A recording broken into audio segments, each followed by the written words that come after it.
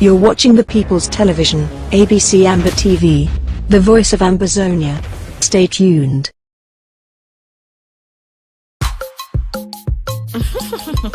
Yes, entertainment.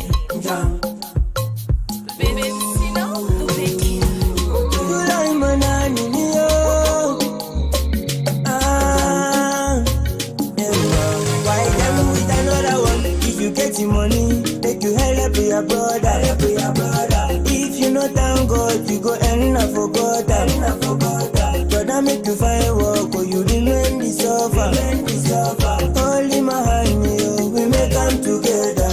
If I do you bad, you, if I do you good, you, if I promise and fail you, if I do you good, man, I am young, tell me, Jenny, come on. In a winter, Winnie, come on. Man, I am young, Yummy, Tangy, come on. In a jumping, tell me, come on. Tell me, come on.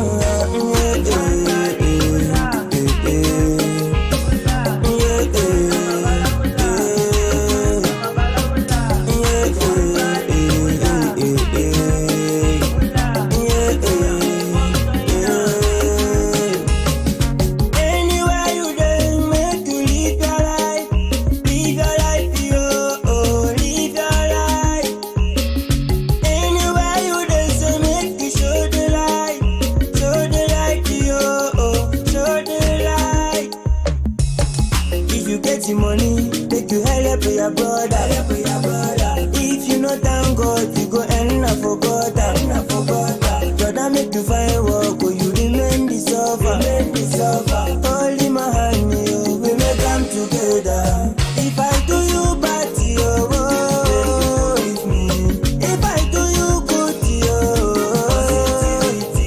if I promise and fail you, if I do you good, you, man, I am young, tell me, Jenny, come on. In a winter, Winnie, come on. Man, I am young, Yummy, Tangy, come on. In a jumping, tell me, come on. Tell me, come on.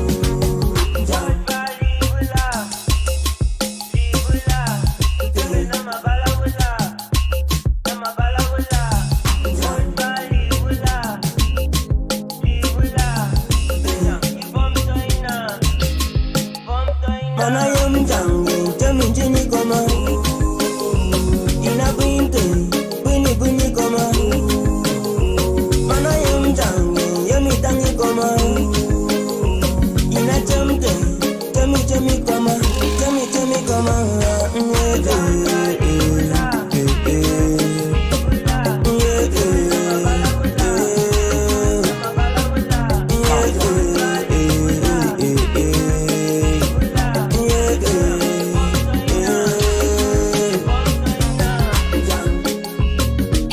Mr. K-Mix.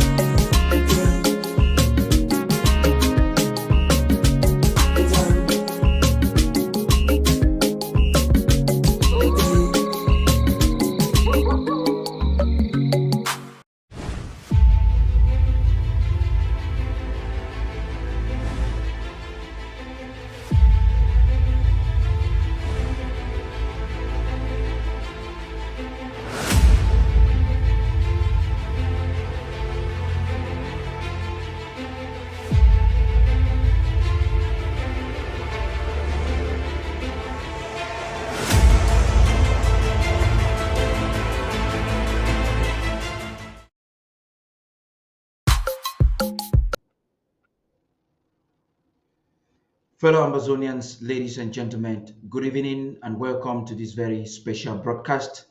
I am proud to be with you again today after a week with the Secretary of State for Communications and IT, Dr. Martin Mungwa.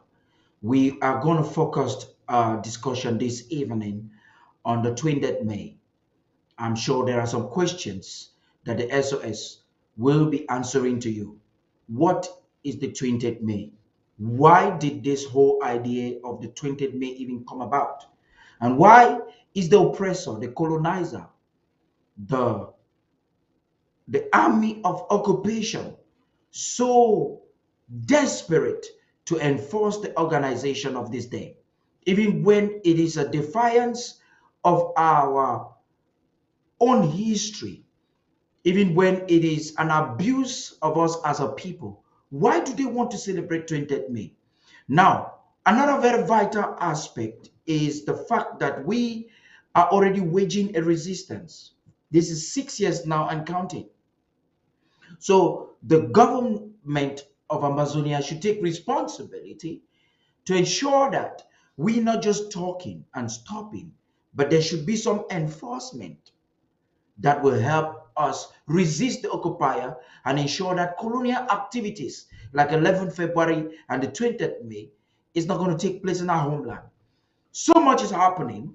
Over the weekend, we had the emergency fundraiser for Gokotunja that was a success. You saw resource mobilization announced that in under a few hours only, uh, the peoples of Amazonia, stakeholders came together 8 days after they had donated for Bowie, and they raised the sum of 21,000 US dollars. As we speak, pledges have been redeemed. By that night, at least 8,000 US dollars was already paid in cash. And as we speak right now, close to 10,000 has been redeemed. I hoped that earlier on we would have had Nijo on the platform to give us details on that. But then there are some issues with connectivity that has just been rectified. And tomorrow, it is very clear that we will have the program with you. Barrister So will be there. I hope also to get the Secretary of State for Self-Defense, Francis Cheney, to come and tell us what is happening. What are they doing to ensure that 20th May will not happen in Amazonia? We've also seen images, heartbreaking images coming in from Guzan. Are people killed in cold blood? What happened? Why the invasion? Why Cameroon is despising the Swiss process, is not saying a no or yes, and trying to tell the international community that it is all normal. They're escalating their ground game. They're using their proxy militias, the ADF that we already know, in affiliation with the Coopers, infiltrating our camps, infiltrating our restoration forces, wasting the lives of civilians.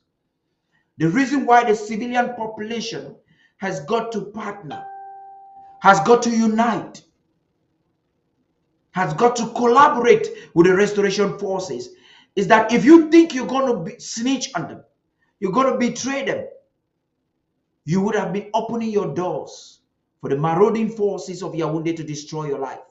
It is a mistake for you to think that you would have to betray those who are staking their lives to defend you. There was an image that came out on social media. We yet to confirm the details of that image.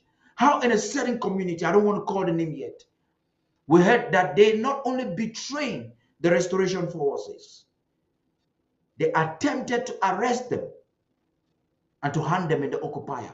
Let me explain exactly what you're doing. What you have done or what you're doing is that you are actually a thief comes into your house and you hand over your protector, your father. That is what you have done. Should Ambazonia be doing this to Ambazonians, then the colonizers will be winning. That is what the slave masters did. That is what the colonizers did. And if we want to permit the recolonizers to do that, then it is quite unfortunate. This is a time like never before when we've got to be vigilant of the divide and conquer strategy of the forces of occupation. They want you to believe that the restoration fighters are working against you. That is not true. It is better to have what the restoration fighters are doing today than to have the colonialists gain their way over our national territory all over again. That is not what you want. That is not what we want. And we can do better than what we've done so far. What we expect at this very critical time is to have our mothers open their farms to feed the restoration forces. Those who have enough in the home front, take care of our IDPs. Now, looking on the 20th May, it is an insult to you as a person. The 20th May should not be accepted. The interim government is calling on you to be a part of this. When the interim government gives an instruction, boycott it. That is all. It is your civic responsibility to stay at home.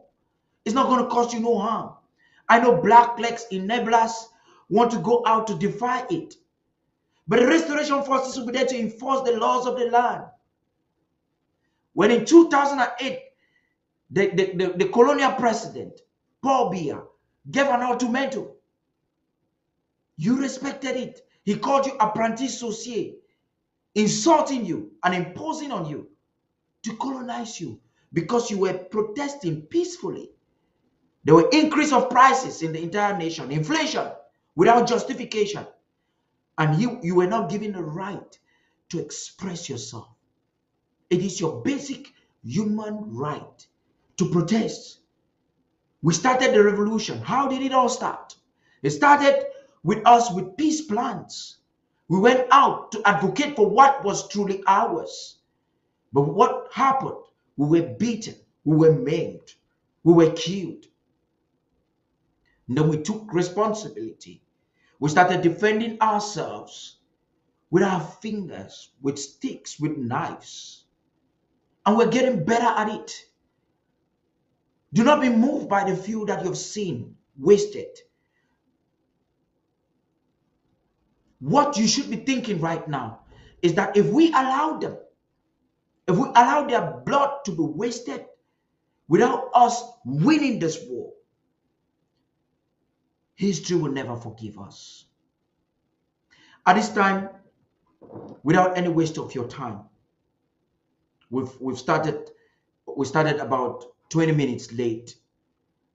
I would like to transition into the office of the Secretary of State for Communications and ID to give to us a briefing. Right after his briefing, Lady Casey and I will take a few questions, or we will give a few questions and then receive a call from the public. Stay tuned.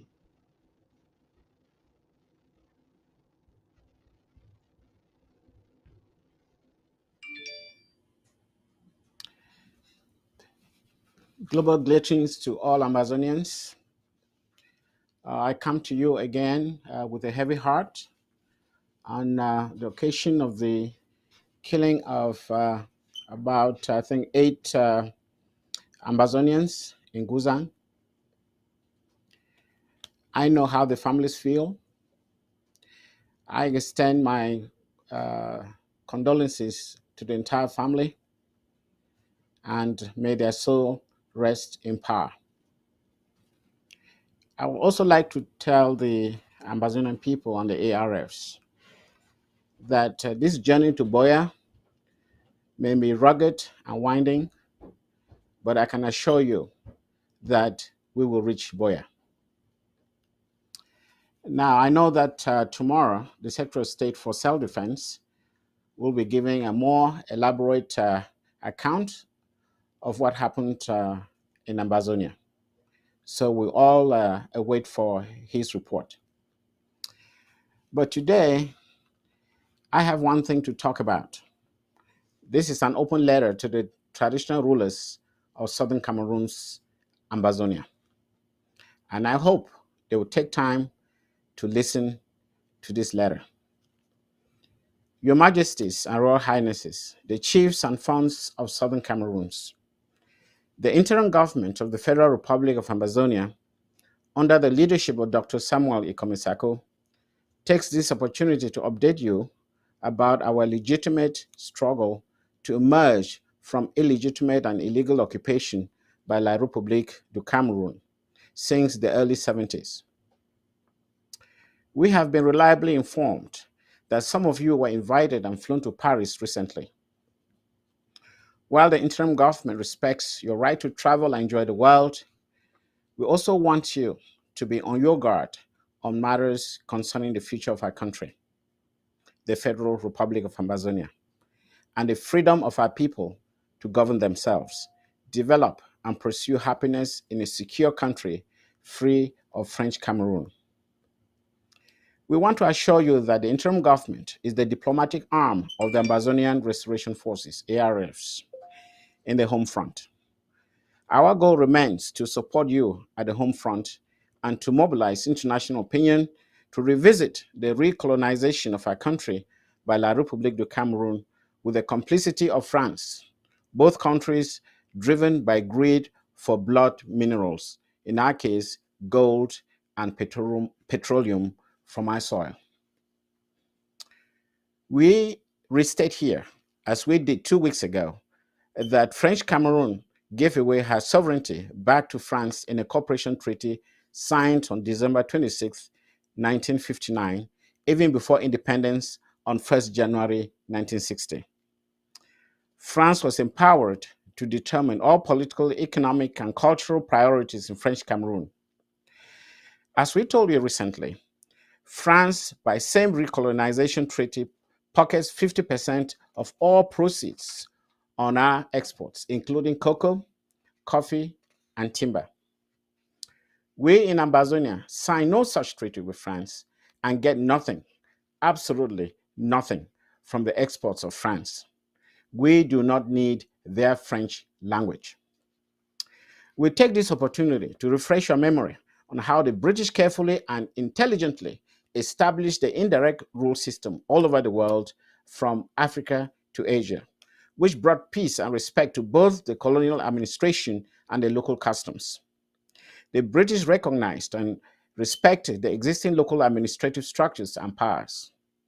They did not exhibit the superiority complex that we see today with the French, whose primary objective is to uproot and replace existing structures. In fact, since the British left, our customs have remained intact for centuries and become the pride of the people. Imagine the palace of the Fun of Bafut, for instance. That is the envy of the French, to whom they are offering to teach how to run so-called museums. Where do you find a similar establishment in La République du Cameroun? Whatever was there had been destroyed by the French and La République du Cameroun. Don't the French have a memory? These are people who are envious of African traditions sustained and maintained under Anglo-Saxon rule. And you think they would ask themselves, why are these organic cultures not found in La République? Wherever the French have been, they have completely destroyed everything and planted a foreign system to impose onto the people. The first casualty was dismantling traditional infrastructures, customary infrastructures, chieftaincy, and local administrative structures. However, under British rule, the chiefs were considered not as auxiliaries of the administrative structures, but administrators par excellence of their people. The colonial administrators could not interfere with anything within their jurisdiction or chiefdom without passing through them. They had the respect of their people and the colonial administrators. Chiefs and farms were not reduced to subjects of the colonial powers. As such, they were not on stipends or salaries. In fact, under British rule, the creation of the House of Chiefs had an important significance, and as bona fide representatives of their people, their participation was not by elections. As representatives, they could table the concerns of their people with regard to the laws that will be passed in the administration of the country. They earned royalty from companies and projects that were done on their land, or taxes that were paid to them to allow them carry this vital administrative duty on behalf of their people. They were apolitical and independent. However, today, under French influence and La République du Cameroun colonial system, our chiefs and funds have been reduced from traditional authorities to mere civil servants. As civil servants, they obey the hierarchy of their service and those that pay their salary.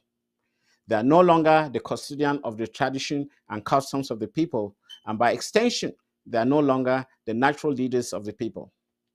Abused and humiliated, they have been reduced to a tool of the colonial powers. We can witness how condescending the colonial governor of the Southern Zone, Okala Bilai, spoke to the chiefs in a recent video. He addressed them like little messengers in the room. In neighboring Nigeria, for example, no governor or local government chair can issue an ultimatum to the Oba or the Oni or Saduna to carry placards and stand to march or else. If that happens, the native authority will escort that messenger out of that city immediately. Administrators come to meet them in their palaces in lieu of a convocation by radio to meet at an off license, to which they come rushing either on bikes or on foot. We vividly remember when President Ahijo wanted to see the Fawn on Saw, and the Fawn responded that he could not leave his palace, and Ahijo was obliged to come see him. Today, when a chief is made a parliamentarian, he jumps around like a grasshopper in excitement. Our chiefs and fawns have completely lost their value and respect.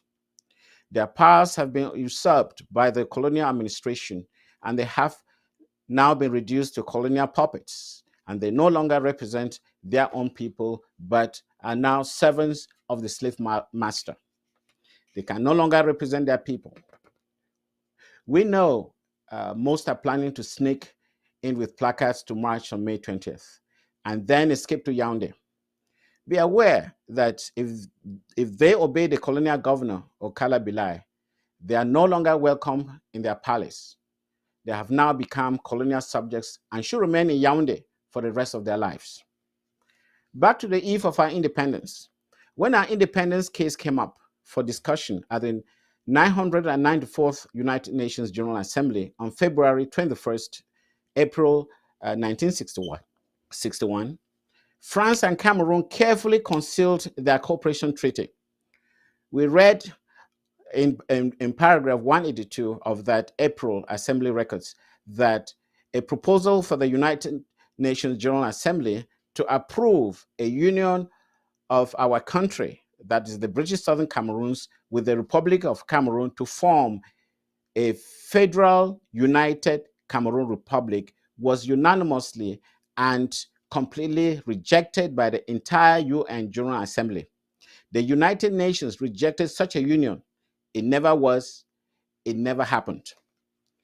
Your Royal Highnesses and Majesties, do not make the mistake of Paa Foncha and Sisiko Ayuk Tabe. In the case of Paa Foncha, you remember that President Ahijo sent him a copy of the Constitution of French Cameroon, which he, Ahijo, wanted to impose on Southern Cameroons. Paa Foncha failed to disclose the document to our parliament in Boya. Our great fathers like EML Endele, Prime Minister Kale, Nerios Namaso Mbile, Albert Mukong were not allowed to see the document.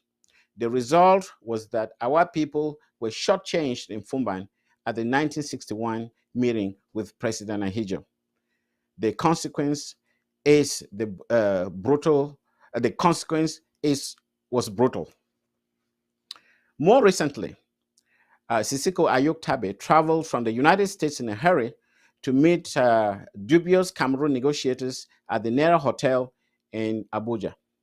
Sisiko did not discuss the matter with his compatriots. We all know what happened. With this interim government of Ambazonia, under the leadership of Dr. Sako, our goal remains to follow a legal and legitimate path to secure the recognition of the sovereignty of our country by countries of the world. We believe we will achieve this goal for many reasons, which include the federation forced upon us in 1961 has failed, despite our good efforts to make it serve both communities. The only internationally recognized remedy to a failed federation is to conduct separate referendums so that former federal states can determine their futures. Cameroon has no right to assimilate us, killed 30,000 of our people so far, burned down over 200 villages, and continued to poison our water supplies with corpses at night. The most powerful chamber of law on earth has reviewed our case and recommended international arbitration by lawyers to find justice and the peace that stems from justice. The interim government under President Sako has been waiting for Cameroon in Geneva now for 4 years to join the mediated Swiss process to end the war between the Federal Republic of Ambazonia and the Republic du Cameroon and restore peace. Finally, rest assured that any decision to settle this conflict and all related claims will include your free votes and those of all our countrymen and women in accordance with international law. This is the interim government message to you under the leadership of Dr. Samuel Sako. Thank you. Over to you, Paddy.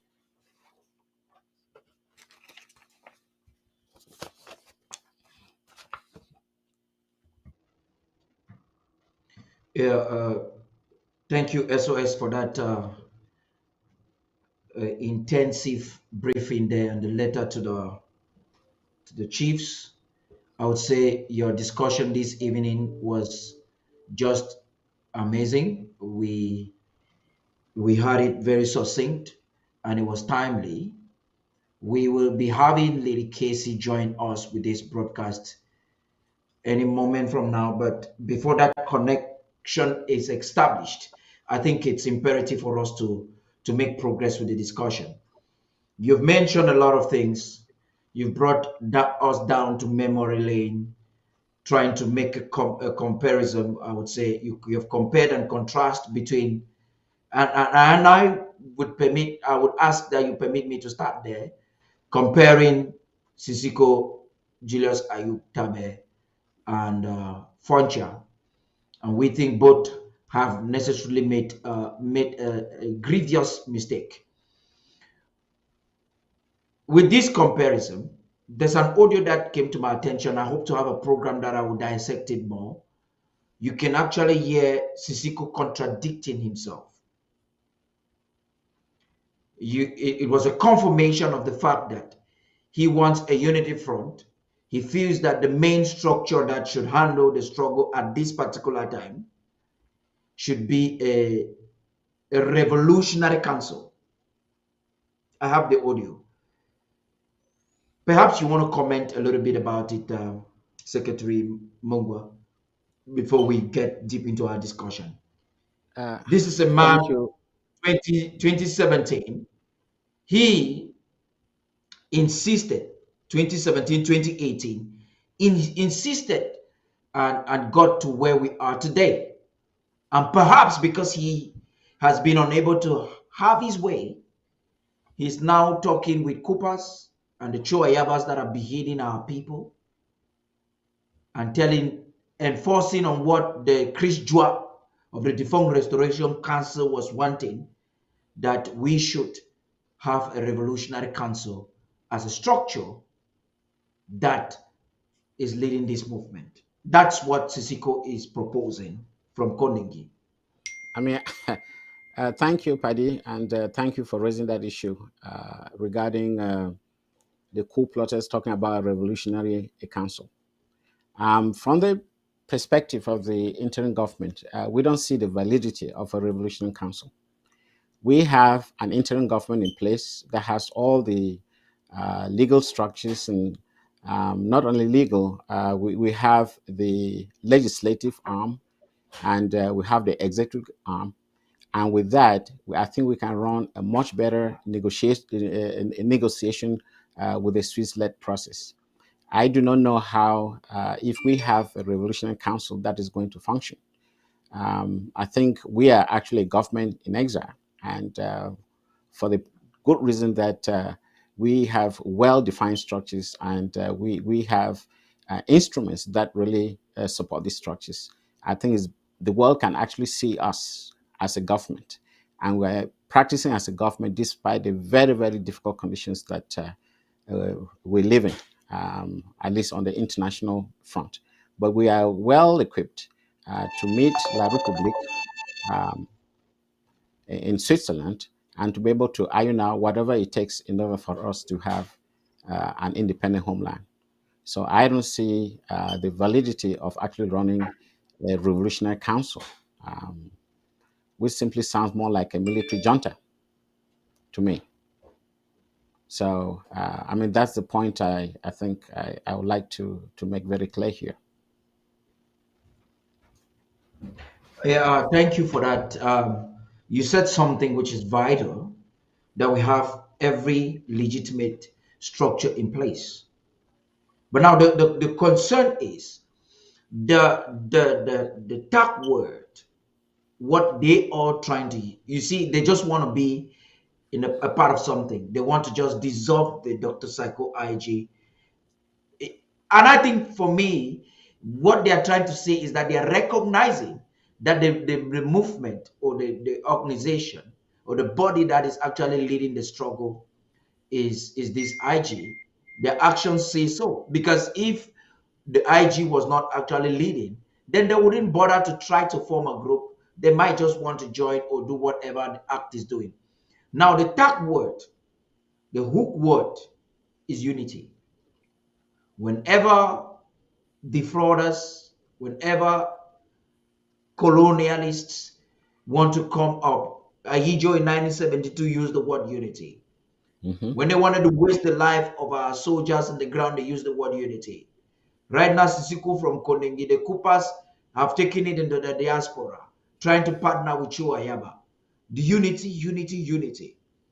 Now, it seems like the interim government is against unity. If Hmm. peradventure these individuals are genuine, a spokesman for the interim government, and you have to advise the president, what would you say is that platform that must have everyone working together? Or how can we work together? I'm talking I about think all we've the answered. movement. I think we've answered this question in many ways. First of all, when you talk about unity, we know that the unity is a code word for going back to Yaoundé. We know Unity Palace. We know whatever national unity and so on. So that's a National catchphrase for unity. yes, for going back to Yaoundé. So we cannot be Yeah. fooled by catchphrases. There's something very specific about the position of the interim government. The interim government is for Boya. If you don't align yourself with Boya, there's no way you can talk about unity. Uh, Yeah. I don't know what is the definition of unity from that perspective. And I would imagine that if they were there for Boya, there would be no point about bringing this word unity. They should all say we are en route to Boya. And if you say you are en route to Boya, I don't see even the value of unity unless you want to confuse people and redirect our movement to some other place. We cannot be fooled by that. We've made it abundantly clear that the object of the interim government and the mandate that have been given to it by the people is to take us to Boya. So, unity in any form, and we've seen this before since 1972. I've heard jingle songs and putting Unité Nationale or national unity. Actually, by now, it should be, how do I put it? It should actually lose its meaning. Unity has no meaning in La Republique. It simply means that if they want to put it in one bucket and destroy you, they say unity. And they realize that Africans are very emotional to anything that has to do with unity, or they come running. And of course, they are running to their graves. We cannot accept that. I think after 60 years, we know exactly what unity means, at least from the point of view of La Republique. We cannot follow that jingle. There's no way that's going to work with us. We are going to Boya until that word it decoded so that we know where the end point is. We are not interested. But for now, we know that all efforts by Ayuk Tabe and the other groups, or the Cho Ayaba, whoever, they all want to go to Yaoundé. And when you talk about unity, I think they understand what that means. We don't accept it. We are not going to Yaoundé. We are going to Boya. That's quite instrumental. I like the way you put it. We're not moved with catchphrases. Unity Palace, Unité Nationale, national unity. That, I think that was the maiden speech of Aijo after Yeah, he came from the Fumban conference. His address was Unité Nationale, and when you that's right. listen to it, unity was used like 100 times in a statement that he made. Right. And then we now realize that it was not really unity. It was a calculated attempt to dismantle, to disintegrate the Yeah. structures of the Subjugate former us. British Southern Cameroon, Right. and then just to assimilate. Correct. Now we see that even within the struggles, our liberation movement enablers are using the same strategy. You've also said something which I want us to conclude on it so that we move on the aspect of 20th May. You've mentioned the fact that if anyone is going to Boya, it's easy for us to align. This can be compared to the statement that birds of a feather flock together, That's correct. meaning that if your idea is to liberate homeland and not to create a Mhm. hegemony, not to become a warlord, Right. then why not just align to your LGA and have your people be in charge, not a man in Norway trying to impose himself on the people? Exactly. I mean, You one want to make other a point I comment on have that? to raise, just one little point I have Yeah. to raise here is that we are already united because the ARFs is actually a combination of all the different fighting forces across Amazonia. So why have the ARFs and then come to talk about unity? What unity are you talking about now? We used to have the mountain lions, we have uh, the jaguars, we have the marines of Bambalang. I mean, we have them all over. So we brought them as a united front to form the Ambazonian Restoration Forces. And now suddenly, out of nowhere, another person shows up to say unity. What unity are you talking about when we've already been united? Mhm. I Mm. thought if you really wanted us to have the real unity, we hope we should, is to just align yourself with the different LGAs and the different forces that we have. Don't come and tell us that you want to create a second layer of unity. So we have unity upon unity. Now, what does that mean? Loses its meaning. So it's very clear. And of course, unity, whenever you have a military structure, there's a command structure attached to it. So when you are bringing this new united front, what is the new command structure? Who is in charge? Who is responsible? Who funds who? Where is the funding coming from? Where is the equipment coming from? So these are all questions that, if it was a legitimate course, you have to put down and then bring all the interested parties to examine and say, yes, we agree with the structure that we have. We agree with the command structure. We agree with the source of funding. But you can't just show up one morning and say, oh, let's have unity. Unity on the basis of what? You tell me. Even companies that have to merge, they don't just rise up one morning Yeah, and say, okay, this company it's will a merge. framework. This is a process that you go through. Who takes command over what? What are you going to keep? What are you going to decide as a united front? So that we know the rules on the ground. You can't just wake up one day and say, oh, we are now united.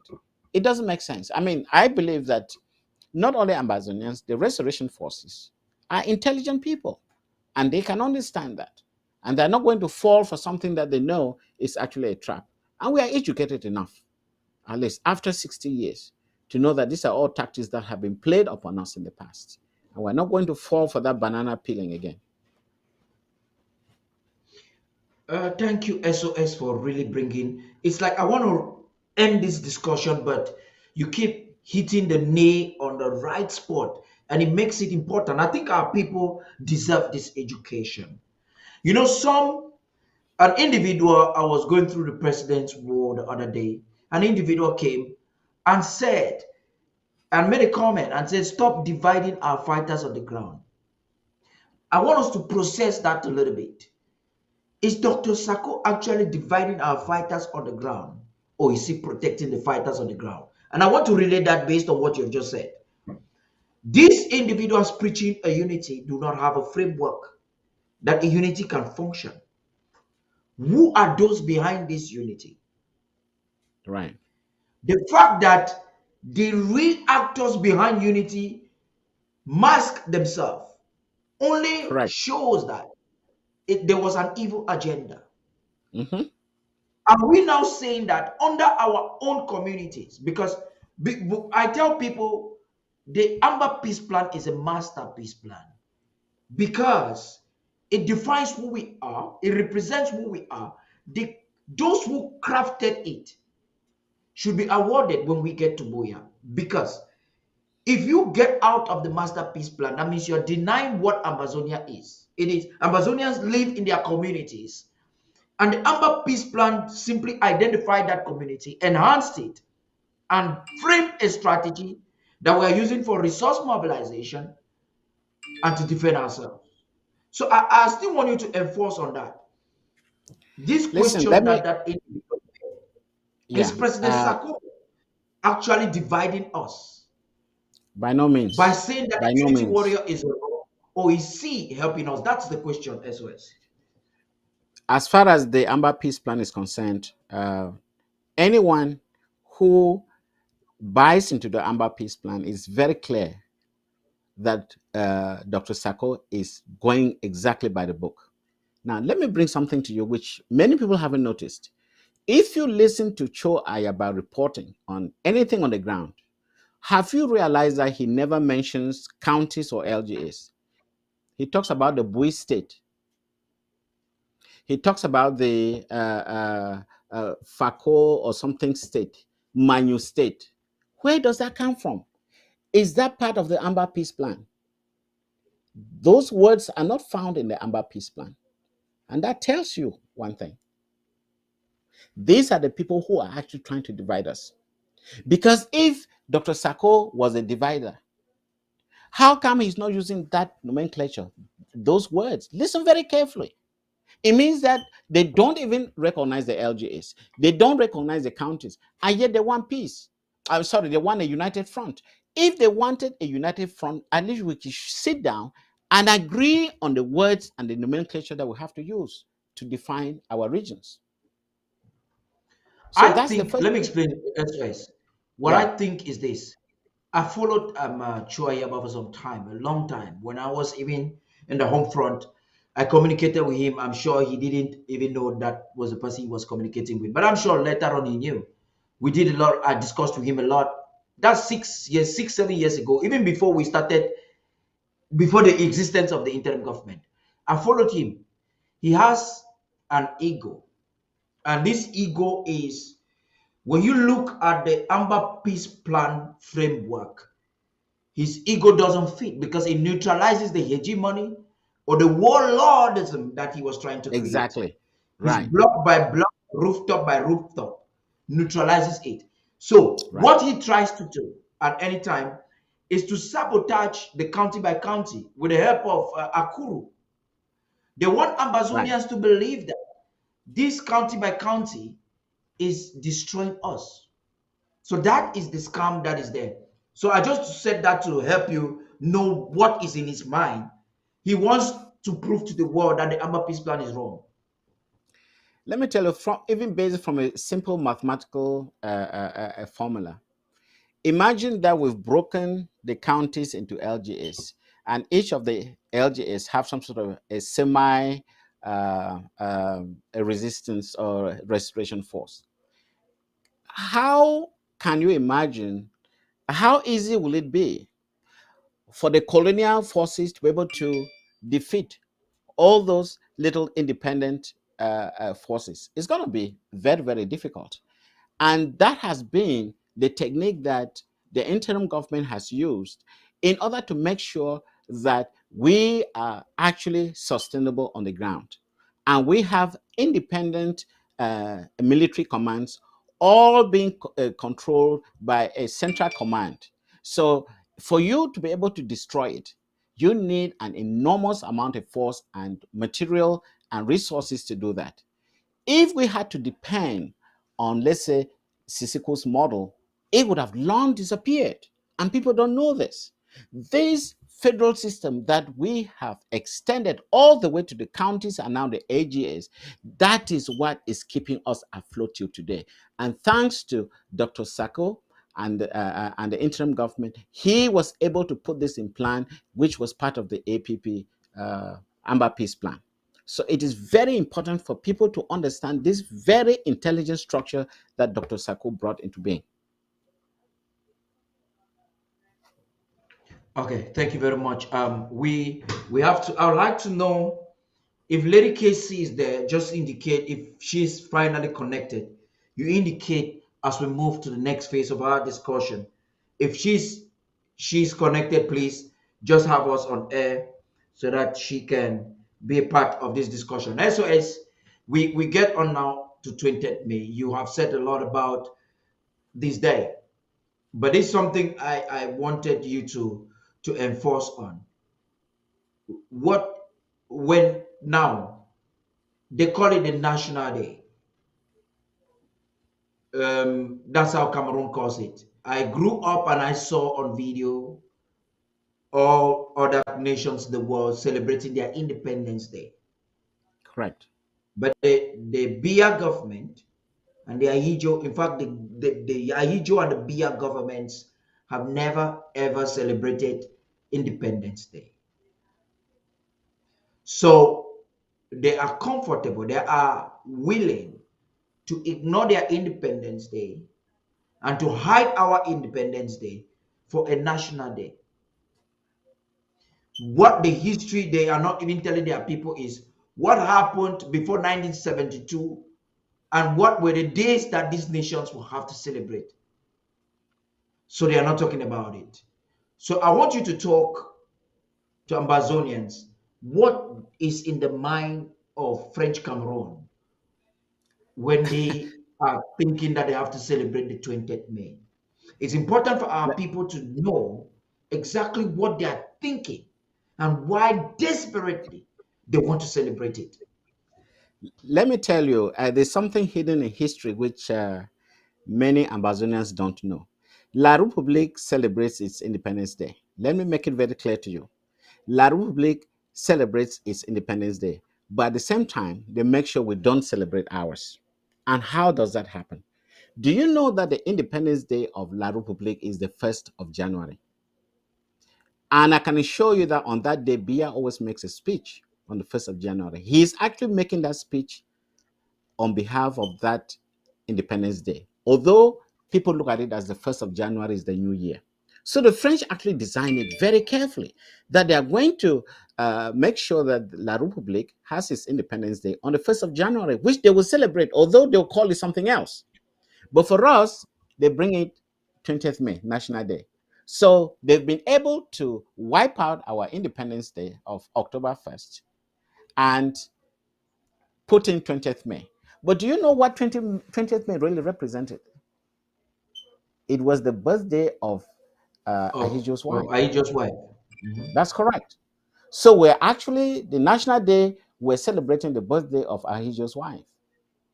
So you can see exactly how they turn us into a non existent people. And remember that if you follow the program on ethics last Friday, you realize that the history of Ambazuna was actually banned in the national curriculum. So nobody was supposed to know exactly what happened in West Cameroon. And when you look at some of the reels, the films that we saw, I think recently you projected one on this show. We discovered that we're actually making a lot of profit from the CDC and other activities. And they gave us the impression that we joined East Cameroon because we're not economically viable. That's why that history had to be suppressed. And because Ahidjo took Britain to court in the sense that they wanted to have West Cameroon as a gift to them, and Britain turned it down. Ultimately, they make sure that the CDC products cannot get into Britain tax-free. So that's some of the penalties that Britain imposed on Ahidjo and West Cameroon after this so-called botched federation. So there are lots of things that we have inherited, all very negative, that has reduced us to beggars today. And this is why the interim government cannot accept, under no terms, to go to any sort of relationship with La République du Cameroun. It is not going to happen. It is never going to happen because we know exactly what the playbook is as far as La République is concerned, and we are not going to accept it. In the weeks to come, I'm going to bring you more frightening information about the economy of La République and eyewitness accounts from their own side of the border. to tell you how frightened they are right now because they know they're not going to go anywhere. I'm going to bring practical examples. I'm going to give you the figures, and I'm going to tell you whether there is any hope in La Republique. There is no hope in that country. If you are looking for a living hell on earth, go to La Republique when we have independence. You can go there. Then you see the real definition of hell. Maybe people talk about hell as some place somewhere in the skies where you're going to live there. It is not. It's actually on earth right now. And it is La Republique du Cameroon. That is the living hell that we know. We shouldn't have come this path, and we are never going to go back. We are leaving. We are going to Boya. I can assure you that.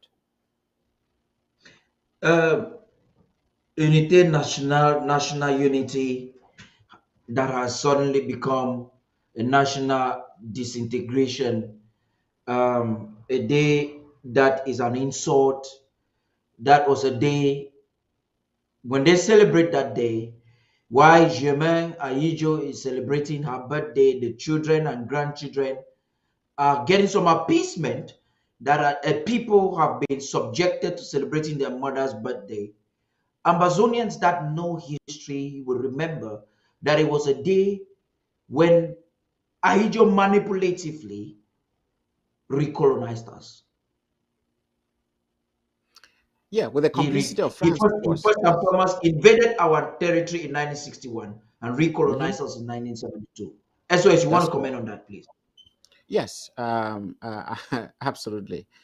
I mean, this recolonization could not have been uh, possible without the complicity of France.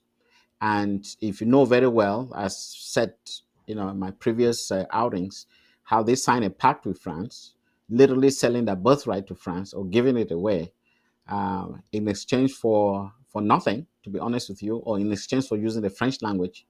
So it was incumbent upon Ahijo to colonize us because that's where all the minerals, all the natural resources were. So they can continuously feed France in exchange for their safety and their families and enriching their families. That's exactly what Ahijo did. And that was done again with the support of France. And little do we know that they had actually signed this treaty with France even before independence. And that's why they call them the secret accords. We didn't know that. I mean, it's just imagine that. Let me put it in very practical terms. Imagine you get married to a woman on the condition that it's going to be monogamy, and everything is fine, but suddenly uh, the chief from your village tells you that, oh, Paddy, you're a big person. I think for all the good things that you've done, and because you're sort of an aspiring young man, we want to give you a second wife.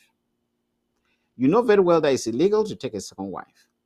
You go to some other state and you go to the court and they say, are you married? You say, no, I'm not married. And then you get a second wife. What do you think that lady will do once she knows that you are married to a second wife? You've just made that marriage null and void, right? Is that easy? Is that I'm practical? laughing Does that make because sense? if my daughter is listening to you now, that's going to be a problem. I'm telling you, that's you But make the it null and void. momos don't have a problem. You can get two momos, it's not a problem. So we came to La Republique not knowing that they had already had a deal somewhere else. If we had information of that treaty with France, I think the United Nations would not, absolutely not, granted that federal system. They would not. Say, but how come you've already sold your sovereignty? What are you coming together with? You don't have anything to put on the table. You don't have anything to put on the table, and that's what we say. Illegal concealment. I mean, I hope that's the legal term.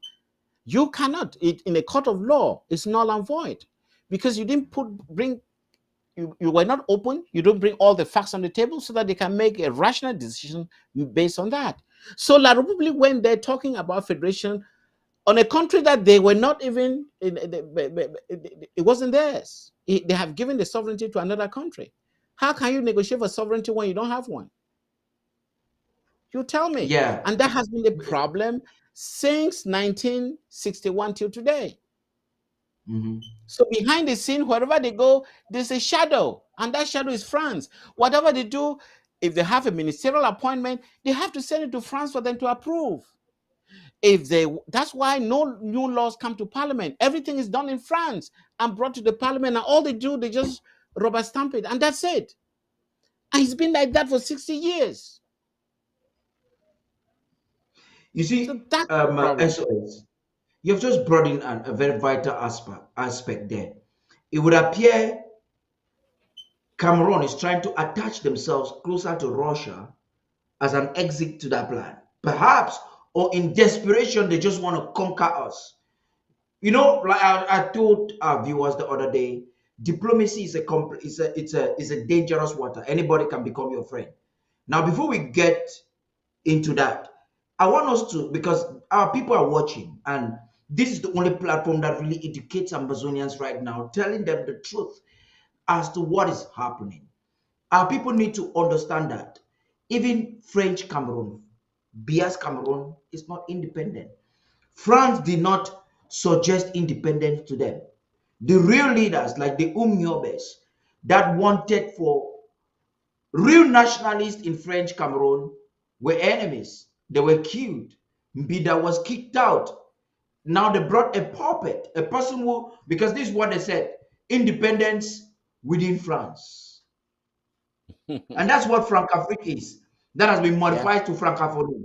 Francophonie. You know a lot about that, SOS. I want you to touch about that because French Cameroonians, some of them, I sent you a testimony coming in from Yaoundé. Even those that do not understand French, watch us because CRTV is just lying every day and not saying the truth. And we come to see the truth, and people need to know that they are really One, not free. Talk a okay, little bit let me tell about this Francophonie mafia and the Francophonie so that Amazonians and French Cameroonians can learn. you have to understand one thing. This is a French policy in Africa. They always give leadership to people who don't want it. By so doing, they can control them. It's that simple. All those who were fighting for real independence, they were all killed. And now they selected their own friends and said, we are going to give you independence. People who never wanted independence, people who didn't know what to do No, with the they said they're going independence. to give you independence within France. Within France, But that's that's how the they put it. definition. If you give independence to somebody who doesn't want it, what does that mean? It means that you are still keeping the independence. He's only there like a puppet to do whatever they want. That's the idea. They don't give Yeah. independence to the people who deserve it, who are really going to take that independence and apply the rules of independence. So they give it to people who don't want it. And we've seen it over and over again. They always look for some sort of a weakness in you, and then they use it against you. But the moment that you start showing strength, they eliminate you. You'll be eliminated. Take the case of Ahijo. When Ahijo realized that, oh my goodness, I really am a nationalist. I want to build. I want to make sure that we really behave like a country that is sovereign. What happened? He was taken out. But look at Mhm. Bia. Bia has behaved like a chicken without a head for 40 years. That's why he's very comfortable now. That is the type of a system that the French want. Now, coming to the Wagner thing, maybe let me say a little thing about that. There are two fronts to that story. I mean, obviously, the first front is that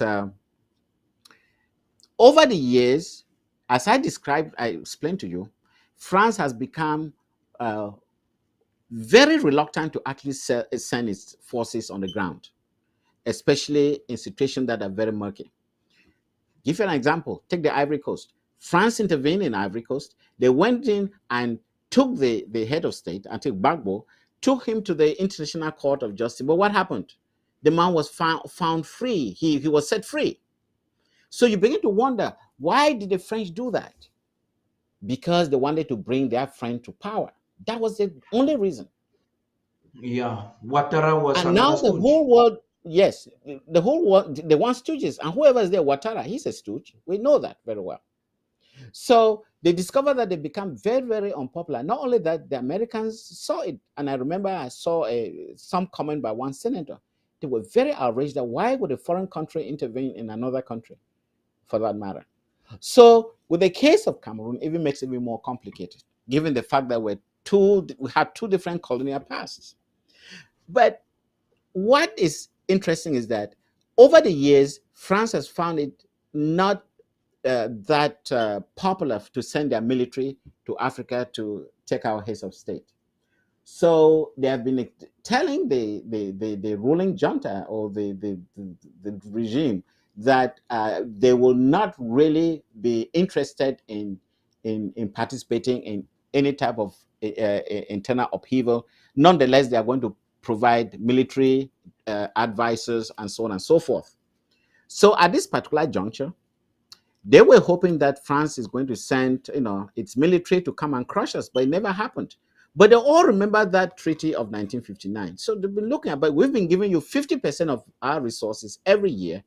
This is the critical time that we want you to come and help us. Get rid of these Anglophones who are really bothering us. Get rid of them so that we can stay in peace. France said, we can't do that. And it's been dragging on. So they are very angry.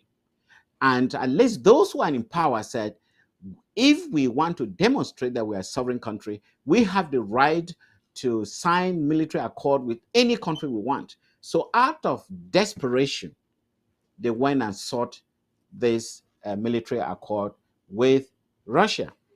You have to know that Russia owns about 37.5% of the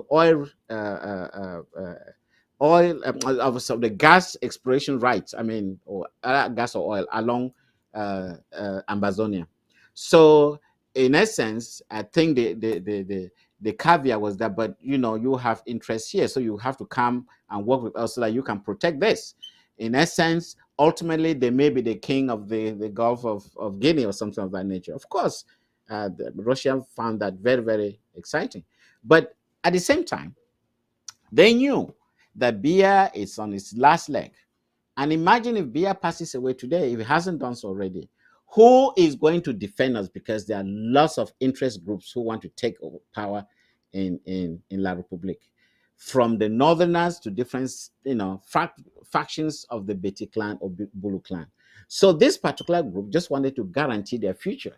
That if something happens between now and when Bia is out of power, they should be the ones to come and give them the support that they need, and by extension also help them crush the stubborn Amazonians so that they can at least stay in peace and have a good time.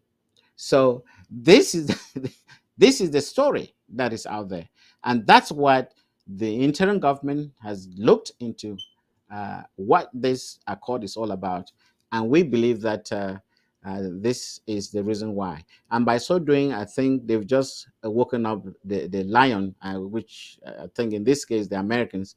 You must have seen the House resolution that is floating around that is going to be passed, actually tracking Russian interference in every country in Africa. And whoever signed any accord with the Russians, they have to face NATO and the Americans, because now we see that Russia has one plan and one plan only in order to disrupt the current world order. And they're using it, the whole idea that they want to recolonize Ukraine. And of course, La Republic being in the same situation, I think they approached them and said, please help us. We also want to recolonize Amazonia. So they're like birds of the same feather. So that's what the situation is today. And we hope these people are brought to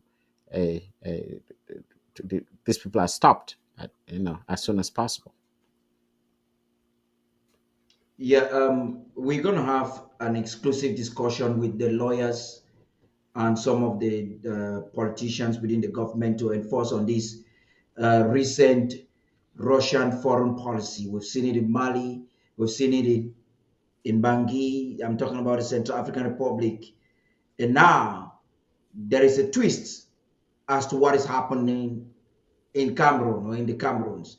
The interim government in the days ahead will be making an official statement whether or not Russia is enforcing a backdoor or a front door deal, whether or not there is an accord or there is no accord. The interim government is collaborating with high offices to make sure that there is an appropriate response. But spokesman of a government it is here, and we will touch a little bit on that. But I want us to settle and finish on this 20th May. You've get some historicity as to why the 20th May is an assault to us as a people and why we should boycott it. When and to touch on Ouattara, which I think that France really didn't want to jail Gbagbo. They just wanted to delay Gbagbo. Like you said, he was an eye opener. He had become wiser. He now saw that Cote d'Ivoire needed independence from France, but they never wanted it. And Sarkozy did as much as he could do, paid even rebels, and they took him out of office. I would say that was a coup against him. Now, sir, we have a few days away from 20th May. I would say less than a month. If you're communicating, what is the interim government doing in terms of resource mobilization? We understand what is happening with the treasury right now. Number one, in terms of liaising with stakeholders on the ground, because the traditional rulers that you've just written an open letter to, should we just communicate with them using this platform? As spokesman, do you make effort to establish communication with these authorities on the ground? Because whether or not we like it, Cameroon is proactively lobbying them, understanding that their offices, they have people they control and manipulating them. We may not have money to manipulate them, but can we establish communication? Can we send instructions to them, not on TV like we send to the people? If the interim government is factoring this out, what is the framework to ensure Good. that these traditional rulers can communicate with our government? Right, absolutely. I mean, we are going to use multiple channels. I mean, one of which is what you just said, ABC TV. But this open letter will be available and can be shared all over the national territory. But we all know what happens when you go out to march on that day. We've made it very clear in this open letter that if they do march, I think their destination should be Yaoundé, because we are going to educate the population that they are no longer needed in Ambazonia. And the message is very clear. In fact, most of those who actually went to Paris did not come from their villages. They were all resident in Yaoundé. So this is not a one-time act. The moment they are caught marching, they are persona non grata in their villages.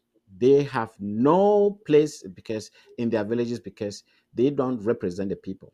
We know and we understand how traditional rulers were supposed to be. They were supposed to be apolitical. They were supposed to be independent, not running around trying to be parliamentarians, trying to be civil servants, and then fighting with the ordinary people. I mean, that really diminishes our tradition and our culture, and that's the intent of La République and France, to reduce them to nonsense, to nothing, to be beggars.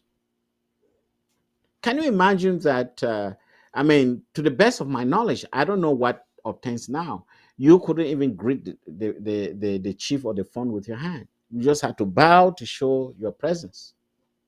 But imagine if you're a civil servant and the boss in the office shows up in the morning, say, "How are you doing? Good morning," and then he stretches your hand, his hand, and you don't respond. Do you know what is going to happen to you? The chief may be slapped, or he may be called for some disciplinary action, and that's the representative of your culture and your custom. How are you going to take that? I mean, it is that simple. I'm very sure that they're listening to this program. But again, as I said, my open letter will be available to the media. It will be available to all the WhatsApp groups, and I'm sure they're going to get it. But they know that the moment they go out the marching, especially with the placard, and I hope we'll be taking pictures, that placard will be their visa to go back to La République and stay there for the rest of their lives. We are not going to accept it, because we are trying to restore a custom that puts back respect into their hands, that puts back respect into their palaces. As I mentioned, when Ahidjo wanted to see the paramount founder saw He said, wanted to see him. He said, oh, yeah, I don't leave my palace. You come and see me here. And when he came, he was seated on his throne. That showed authority. That showed the independence of our customs. And we don't want our customs to go down the drain. These are the cultures that is the admiration of the world. We cannot let that happen. So, I mean, Now, as you said, we have 1 month to go. So now that I have made this clear on television, we within the interim government, we're going to look for all the micro channels that we can get in order to make sure that not only the entire population gets it, both in audio and in print form. But I hope that we should be able to send it to these chiefs so that they know exactly what they are playing against. They're playing against their future. now, sir, I want us to still enforce on this aspect of communication, being able to have, why not having to invite them, and some of them are for CPDM, but communicating with them. Why am I saying so? You've seen, I would say, a colonial chief or head boy. I don't want to call him a governor because according to the French construct, it is Biada is the governor. They are all subjects That's of the correct. governor in the Tubi. Yeah. You have Okara Bilal in Boya. This is a Bulu who comes and he is not speaking good English. He sits our highnesses, royal chiefs. They have actually reduced themselves to, I don't know what they are, in front of an Okara Bilal I call who them sits little the chief. messengers. Yeah. He sits on his high chair and looks at the chiefs without respect. And some other Betty guys around him, and are making a mockery. He's using the Betty style because in Yaoundé, I've been in Yaoundé for some time. They have what they call menace. Menace happens to be an English word also. Like the way of a Franco man in communication, and that the administration is intimidation or manipulation. That means they don't have a civilized way of convincing you through a debate. And so he comes with that tactics and he tries to talk and he's pretentiously smiling, but threatening the chiefs, telling them, listen, if you don't go out, this is so it's so provoking. It's a provocation. Perhaps you want to say something. I know last week you said something about it, but this is all about the 20th May. It's all about communication. Can we prove to our chiefs that we have a government that can communicate with them, that recognizes their offices, and that can communicate to them with some respect? And not having an idiot talk to them in that lowliness. And it doesn't end there, he threatens them. Please talk to us. What is even more embarrassing and amazing is that these chiefs, and at least quite a lot of them, understand how the chieftaincy operates. But you really have to understand what is behind it. The whole idea of chiefs receiving a salary is actually the bait that has relinquished them of the power that they used to have. And therefore, we really have to make it clear to them the consequence of them going and taking bribes in Yaoundé and being under the ministry of whether territorial administration or under a governor. This is the issue here. If they understand that they've actually been bought over and no longer represent the people or their subjects as a result of that act, they should know that that tradition is going to disappear in the very, very near future. Because if you look across in Bulu land, you realize that all the chiefs, they no longer exist. They no longer exist. And our structures have been brought down to like a building without a foundation. And this is going to have a long-term effect on our culture and the way we try to model a democracy that fits within the context of our traditional values. That is what the interim government is trying to resurrect. We recognize the importance and the place of chiefs in our democratic system. And we know they have a particular place and a place that they deserve because they are bona fide representatives of the people by the simple reason that they are natural rulers. It part will be education and to make them understand that this is actually critical and they should not and Yeah. should not they should not go out there to march simply because they can be sure of a monthly salary of a paycheck. Yeah. That cannot be accepted and will not be allowed. And remember that once, let's say, a chief or a fawn is killed or something happens to him, that's the end of it. Do they care? What does that mean? They are just like somebody on the street. It's not important whatsoever. They have no importance. They're just a number.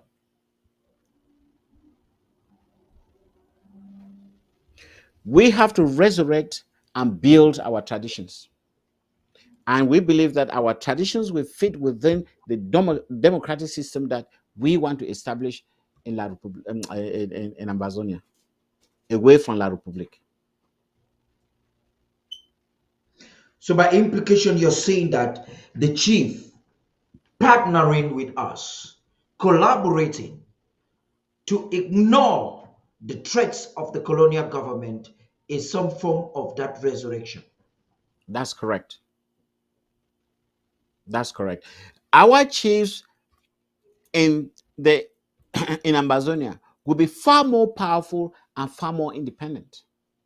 First of all, they will have nothing to do with politics, which means that they will make choices that are good for the people, not choices that are good for a particular party or particular political movement. And it's always been that way. You never saw the Fonam saw talking about about a particular party or not, one party or the other. Sorry, they defended the traditions of their people vis-a-vis the administrative structure of the country, and that's why they had their own house. They were not supposed to be elected. They were not even elected because as leaders, they were automatically members of the House of Chiefs. It is very important for us to know this. And whatever economic activity that took place within their jurisdiction, they were compensated as a result of that economic activity. So, in other words, the chiefs will actually encourage economic activity within their chiefdom, within their fondom, because they know that the more economic activities take place, the more they're going to collect taxes from that activity, and they will be able to rule the chiefdom of their fondom. Isn't that simple? It's that simple. Instead of running behind a colonial administrator for a salary, so you can actually energize the local economy through the chiefs. Give you You know, an you brought example. the, okay, go ahead. I'll give you an example. If you take a place like Ngokitunja, where you have rice farming, and we can go to mechanized rice farming, and we go to turning from the rice all the way to bags and sold overseas. There can be a tax on it that will go to each of the chiefs. I mean, depending on which area where this rice is grown. And you know, this is a product that it will be there forever. Whether you go to fishing, you can organize fishing such that we can have local taxes that will go to the palace so that they can address certain problems that the people are confronted with. And these are very, very local issues, very local. Only local to a point where you don't have somebody coming from outside to address them. And therefore, you will see that the chief will be an agent of economic growth, because he would like things to happen so that the economy of that locality can grow. Whether it is in the southern zone, whether they're exploring gas or oil, or they're exploring timber, they will have a stream of of funds coming to the palace to address issues. Wouldn't they be happier that the money that they get is actually from their resources and not from somebody from Bully Land wearing a I don't ice cream hat and then insulting him at the same time? Can you imagine that? I mean, these are all negotiations that that can be done even before exploration takes place, so that you can see the legal papers. You can see that, okay, based on this exploration, I beg your pardon, this is what has to go to the palace. That would You may actually energize the you may economy. want to take some time to take some water, I'm because okay. you see this discussion is quite Mm, fundamental. Amazonians are enjoying it. I'm following you guys on the social media. It's quite amazing. You find the SOS is saying something, and I like us to expand on it. You just mentioned something. The chiefs should be agents of progress, economic growth, that's agents correct. of positive change. I think Right. agents of and custodians of their own cultures. Today, we see the Fononso, a very vital component of the Bui County, being an insult to its own people, Mm. to his own people. Let me A add one total thing here before you disgrace. continue. Just Yes, one go more ahead. thing. Can you Go imagine ahead. cattle This grazing? discussion is getting interesting. Cattle grazing, Jangali tax, all over the northern zone. You have cattle grazing all over the place. Can you imagine how much economic activity or money that we can raise for the chiefs from cattle grazing? I know a lot of people who have a lot of cattle, and it brings in a lot of money. In good times, a cow can cost as much as 500,000 francs CFA. That's $1,000. Imagine just 10% of it goes to the chief, or a little less than that. Do you know what is going to happen? These people will be taking courses in economics so that they can, or indigenous from that area can give basic lectures to the chief on economics. Or what can you do to expand one area or the other? You can have indigenous who will sit, they'll have a chamber of commerce where they'll sit there and say, what can we do for this village? What resources do we have? What type of tiny industries can we install so that we can jumpstart our local economy?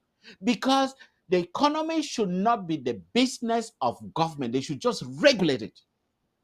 They should encourage every LGA to look for its strength, whether it is tourism, whatever. And we have a beautiful landscape. It will create far more money than what these people are going for pittance. It will create far more money. So, by implication, our fonts and chiefs, our traditional rulers, should not be looking around crumbs, should not be taking bribes of I would say these are peanuts. This is the change.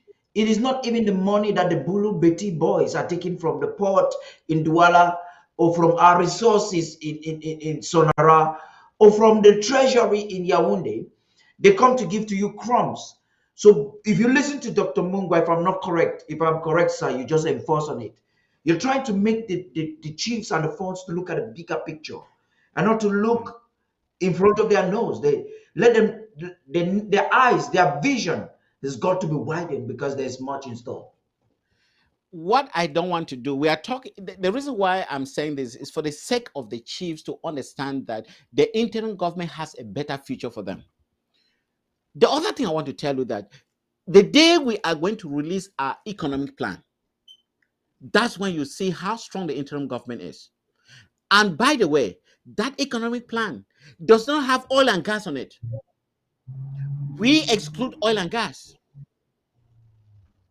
If that happens, that's going to be an extra. So if La Republic thinks that we're fighting because we want to go take oil and gas, they are mistaken. We have a solid economic plan that has nothing to do with oil and gas. And within 15 years, we are going to overtake La Republic No, SOS, let me in just GDP. interrupt you a little bit. Continue with that point. It's very interesting.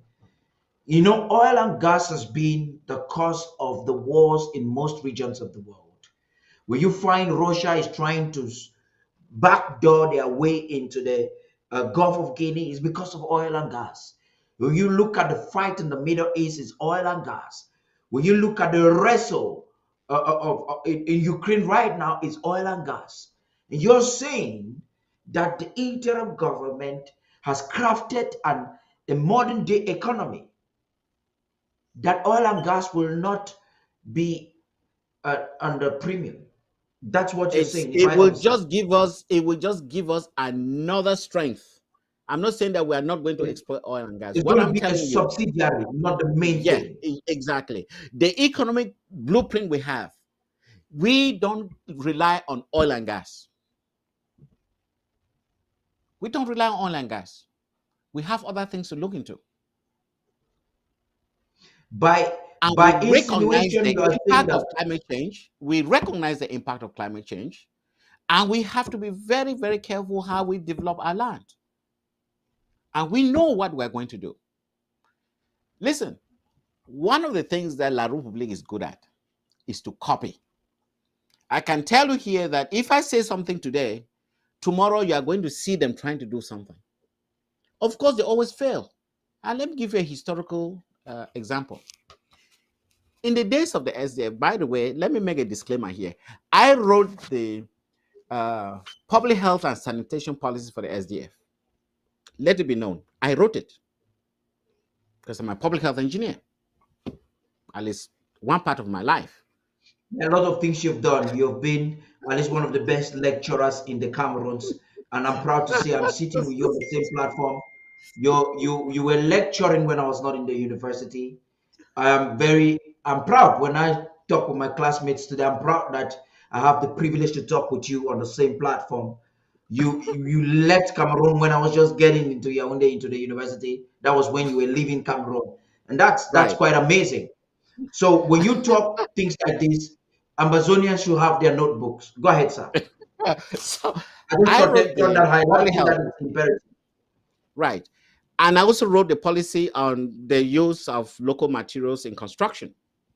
Now, so when they came to, during the dispute, the presidential elections, but what did the French do? They said, why don't you meet with the SDF? I think there was a time when they said, oh, maybe they're trying to come to some sort of agreement between the SDF and the CPTM. It was a plan by the French. What they wanted to do is to come with the SDF, learn what the SDF has as a policy to implement, and of course, grab it from them and implement it. Of course, it failed because, I mean, you cannot craft something and somebody else implements it because he doesn't know what was the basis of your policy. But what I am upset about is that the SDF, even when they got control of some of the of the mayor's office and so on, they did not, they never implemented my water supply and sanitation policy, which was actually meant for the rural poor, what was under appropriate technology. They never implemented it. Now, I'm sorry, my memory is failing me. One of the No, your memory members of cannot fail parliament today. Your memory has got was to work from today. either Tabiken or Binka. I think it's probably of late now. When I worked with him, he used to work with the labor union somehow. I just forgotten his name. And he actually came to my office and I gave him the blueprint on how to produce durable local materials. That was during the fight towards the 1992 presidential election. When he went to parliament, he met me in one meeting and did not even say hello to me, because now he was in parliament and nobody was important to him. And I just kept quiet till today. I was thinking that after going to parliament, that will be the time that we can sit together and I can tell you how you can mobilize the local community on better construction methods using available durable materials. But they were all fighting for, free car allowances, as we learned last week or the week before. They all fell in the soup and they're all with Frundi together, all talking about the money that they get and so on and so forth. It's a tragedy. So I will not come here to give you everything about the blueprint. I will give you snippets of it. But let it be known that the economic policy of the interim government does not include oil and gas as the main structure. We have something else. And we are going to develop a sound economy that will involve the participation of our population. And we have actually determined that we may need a lot of migrant workers at a certain point. But it's still in the making. We are still trying to structure it. Okay? And that will be That's quite amazing. perfectly handled by the interim government. So it's not a joke here. We are not joking. We are telling the chiefs that wherever you come from, and we've looked at all the counties, each county has an economic activity that, if well developed, they will all be sustainable and they will contribute towards the national economy. And that's how a democratic government works. And the government will have little to do with it besides just making sure that it's properly regulated. It's properly executed. Yes, regulated. Okay?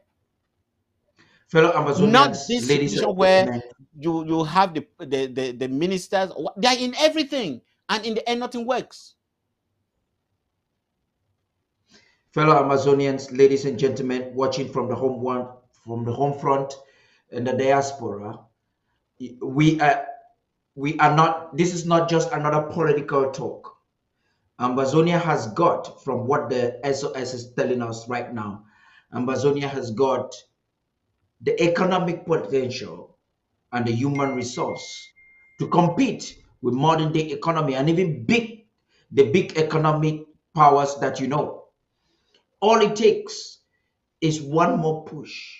And today, the agenda for this discussion was to make those stakeholders on the ground, like the traditional rulers, to see reasons why it is necessary for them to stay their ground and stay out of colonial activity, colonial partnership, and whatever backdoor meetings, because it is not for this generation. We as a people will have to learn to start talking to ourselves and understanding ourselves. There will be no need when the restoration forces are trying to enforce the laws on the ground on the 20th May and to have the chiefs and funds as victims. Let me give you one We don't extra have point to here. from. Let me Yeah, go explain. ahead. There is a reason why we don't put oil and gas in our economic calculation, because it is finite. It's going to finish. We have to be intelligent enough to know that oil and gas is a finite quantity. When it disappears, what are you going to do? Go begging on the street? Your economy will crumble. Exactly. We are intelligent enough to know that now. So we have to go for sustainable economic policies. We have Ambazonians today. You'll be amazed who hold patents in industry in America and Europe. They hold patent in critical areas that even I can tell you that even NASA needs it in space exploration. Not that we are going to go to space, but they need it in the manufacture and design of some of the equipment that they send to space, because it's high-end engineering. Some of us have it. So we are going to start an economy where we have it all mixed, from low end all the way to the high end. And we know what to do. Nobody's telling us that go do that. We know exactly what to do. And that's what the international community wants. They want a people who want to invest in themselves so that they can participate in world economy. Not sitting there with a bowl, always begging, give me this. We want a loan here. We cannot pay. Give us this to send over there. We can't do that.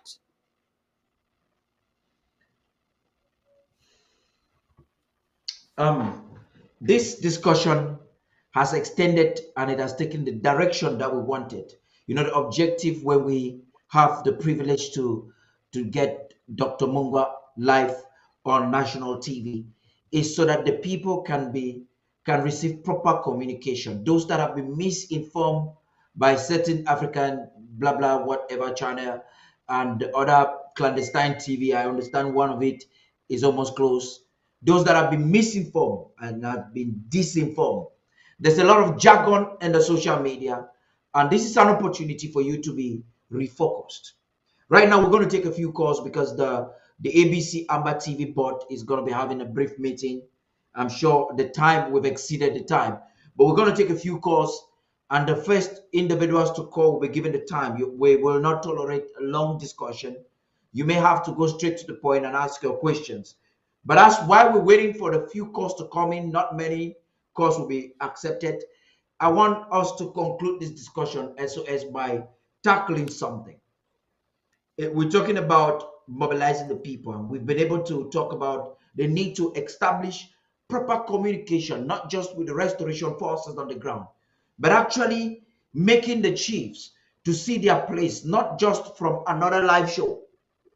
If you would have to advise the government, if you as the spokesman of government in charge of communication, establishing the links of communications home and abroad, if you would have to propose a framework that is from the county level and making the chiefs to see themselves, because some of this education, some of them don't even watch the TV, and you need to maybe have them on a Zoom. If you have to make a proposal and to get the public involved in the proper communication, the other day we had somebody trying to threaten our chiefs, and some people came and our quarter heads, and I said, listen, state TV, we're not going to go through that route because we understand that the quarter heads, the local, the traditional rulers, we need them.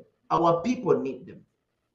If we have to do all of that, what is the framework you have to suggest? If there's an Um, available already, or if yeah, there's I something mean, that's been done, that's it.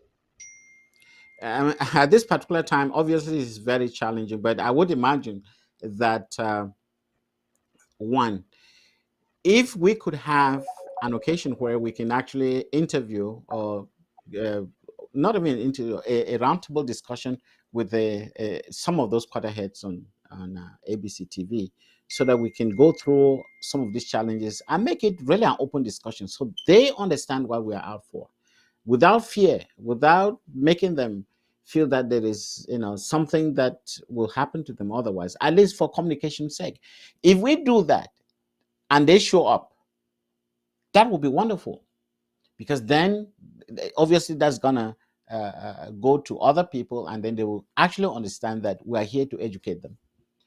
I mean, the other option is actually having a Zoom, or if we can be sure that they can participate in the town hall meetings, perhaps if we can actually designate one particular town hall to talk about this, which is the sort of position that I hold, that the president can say, okay, the next week's town hall will only be on the chiefs and what we stand for and what they should be to hit them, and say, listen, we have a future, and this is the sort of structure that we want to build. It's going to take time, but the moment we have our independence, this will be the highway for you to be independent in your chiefdoms and your fondoms, and you will have probably more than what you thought you could get, because they are all pockets of economic activity wherever you are, whether you are in the northern zone or you are in the southern zone, whether you're in the Atlantic, the Midland, or the Savannah.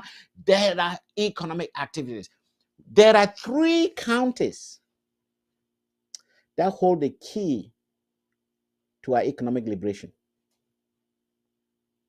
We will jumpstart our economy from 3 counties. I'm not going to tell you what the counties are. They have enormous resources. I want to let you know now. There are 3 counties. And we know exactly where to press the button. Communication is key. And I mean, maybe there are other channels that we can use. If they can make me know them, I will not hesitate to use them. We want to educate the chiefs. We want to educate the funds that they have a primordial role to play in our traditions. They have to be the first citizen in every chiefdom, in every county. These are the first citizens, and we should give them the respect they deserve. They should not be running behind a colonial governor for I don't know, 100,000 francs a month. I mean, being insulted as if Being they're humiliated. Yeah, there's a humiliated. caller That's the on the right word. line. The caller, thank you for being patient. Please be brief with your contribution. You're live on TV. Okay, thank you. Thank you very much, Adi. Thank you, Secretary, Dr. Martin Mungwa. I want to just give my opinion concerning this issue of chiefs and that it's important that we take note that. Please get away from your TV screen. Do you want to switch off your TV screen or get away from it, please? Okay, we do not want to antagonize so much with the chiefs because we need them in this project. Now, it is true that we have to frown with their activities and their sites or the time they're taking.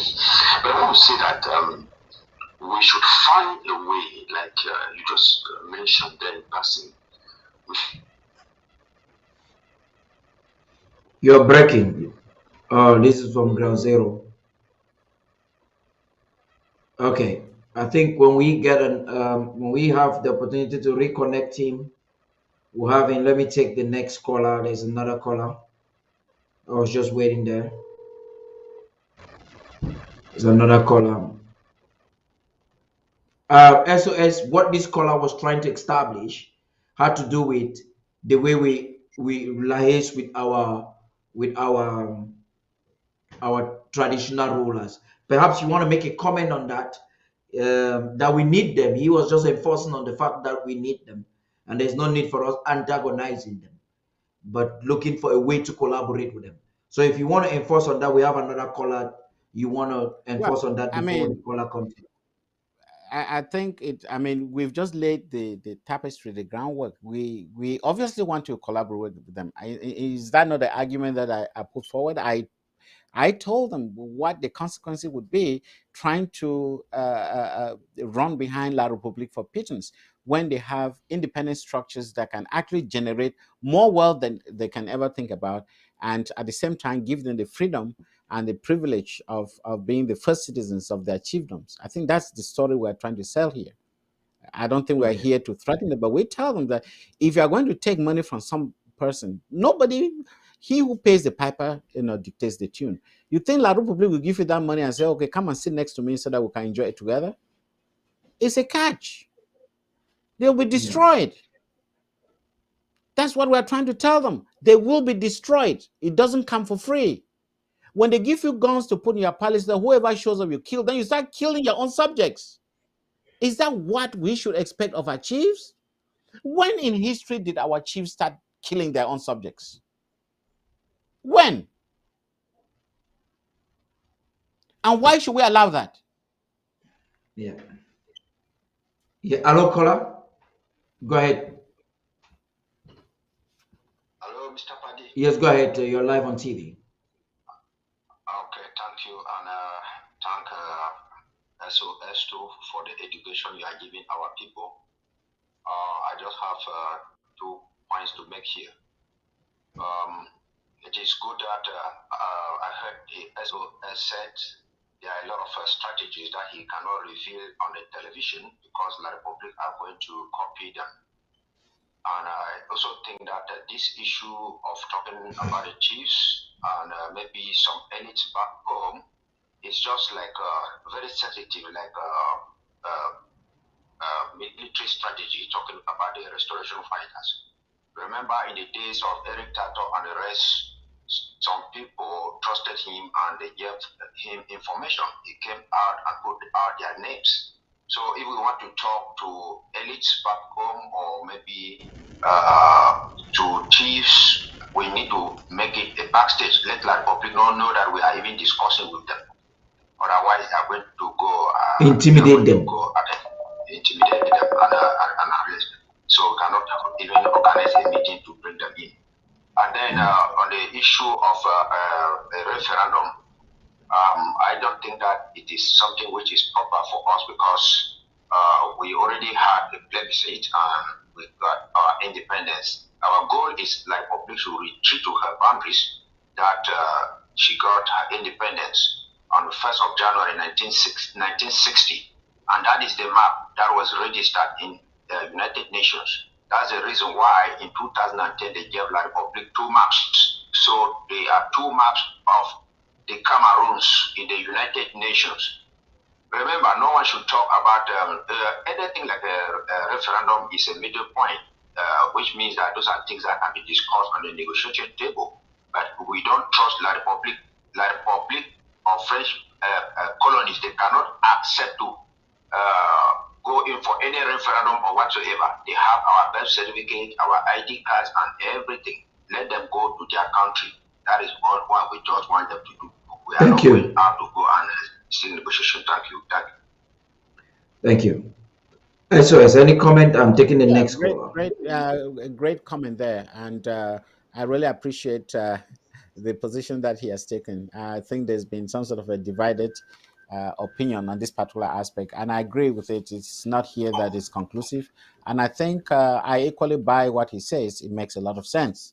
But again, the ultimate place will be the Swiss led process. We'll go in there and we'll see what it has for us, and then we'll make appropriate determination. Certain that when the time comes, we are going to see the negotiation papers, and we'll know exactly what is there for us. Yeah, thank you very much. Caller, go ahead, please. Where are you calling from? Hi, you're talking to me? Yes, go ahead now. The floor is all yours. Okay, I'm sure I'm not. I just want to have a one-on-one with you. I just want to talk with you. You have a one-on-one with me. I'm on TV. If it is a one-on-one with me, then it should be when I'm out of TV. I thought you're calling on TV, so that should be another time. Let me take the next caller, please. Okay, thank you. Yes, SOS. Like we were talking, why I'm waiting for the next caller to connect. We are keeping some things that are sensitive in a sensitive way as those that are conscious.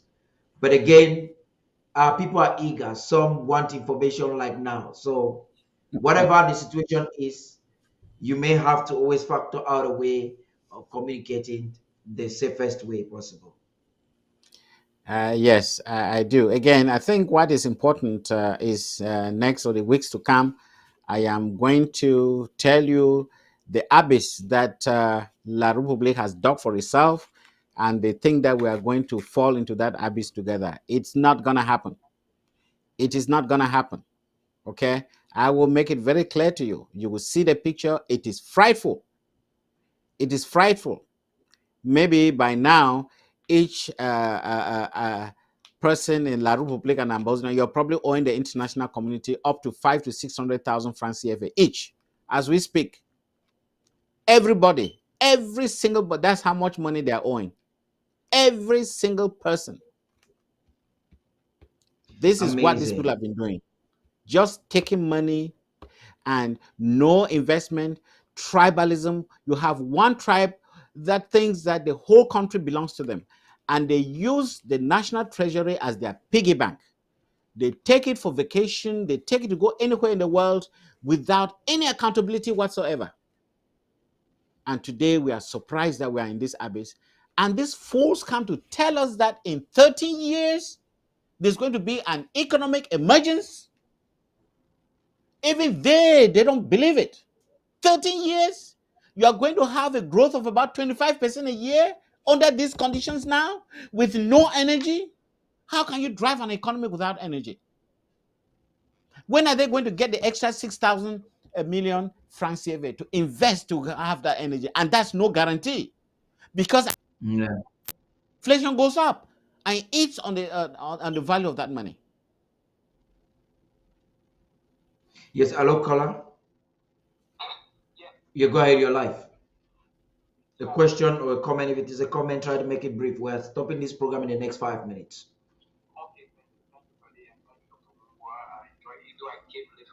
Yeah, be audible, please. Yeah, I said thank you. Although I came a little bit late to the program, I started halfway. I just want to change a little bit, and maybe Dr. Mungwa will throw more light on it.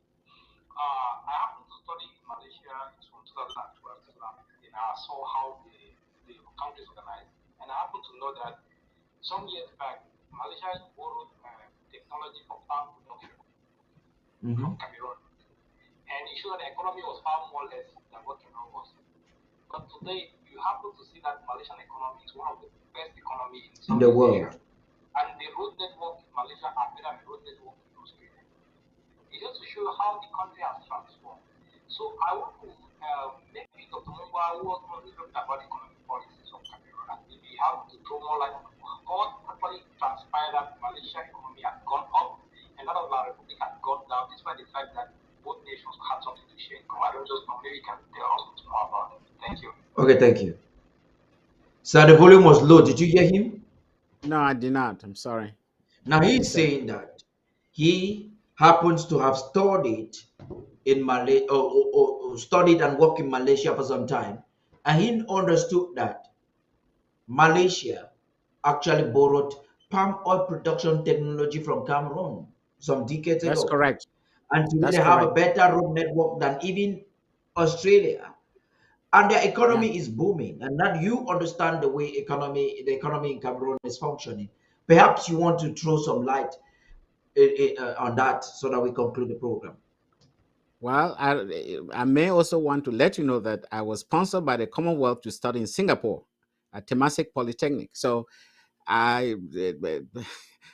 Singapore is just across the straits to Malaysia. So I know them very well. And he's actually correct. But the key behind all this is a culture. It is a culture. And that culture is the Anglo-Saxon culture that gives you that independence to be able to pursue an economic policy. Remember that and I've also lived in France. I happen to have had the opportunity to live there. Everything is all directed from the top down. That's what we are saying. We want to encourage free enterprise. It's only through free enterprise that we are going to get out of the mess that La Republique has put us. You take Ghana, it's about free enterprise. But imagine in Amazonia, the moment you want to do something, what happens? They either tell you to take it to Yaoundé, or they start asking money to a point where whatever you had in mind never goes anywhere. We cannot allow that to happen. And we had that tradition before. It's not as if we did not have it. In the 60s, we had free enterprise. That's why in a very short period of time, you had Nanga Company, you have Chair Company, the biggest construction companies at that time. And they could build the University of Boya. They could build part of the presidency. Where are they today? They're all gone. See the product of free enterprise killed at its roots? You have Neba Motors that used to sell brand new cars, either in Tico or Metangeni or in Bamenda. You are lucky to see a 5-year-old car anywhere in Ambazonia today. They killed it. The Funchal government took a loan from the World Bank to build Bamenda Market. and was able to refund that money on time. Do people know that? The Bamenda market was built by the Frontier government. So they have a clean record. But look at Bia and La Republique.